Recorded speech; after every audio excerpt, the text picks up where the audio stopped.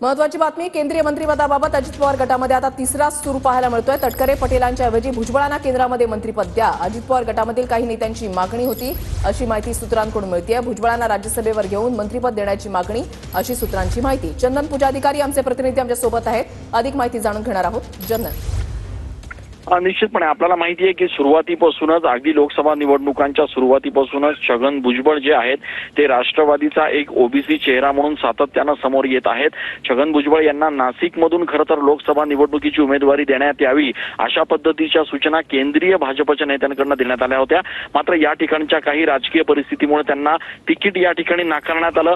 आता मात्र या सगळ्या मंत्रिपदाच्या चर्चेमध्ये छगन भुजबळ यांना एकतर राज्यसभेवर थेट या ठिकाणी कुठून तरी एंट्री द्यावी अशा पद्धतीचा सूर देखील बघायला मिळतो आहे। एकीकडे सुनील तटकरे, दुसरीकडे प्रफुल्ल पटेल यांची चुरस सुरू असताना आता एक गट जो आहे राष्ट्रवादीतला तो छगन भुजबळ यांच्या नावासाठी आग्रही आहे।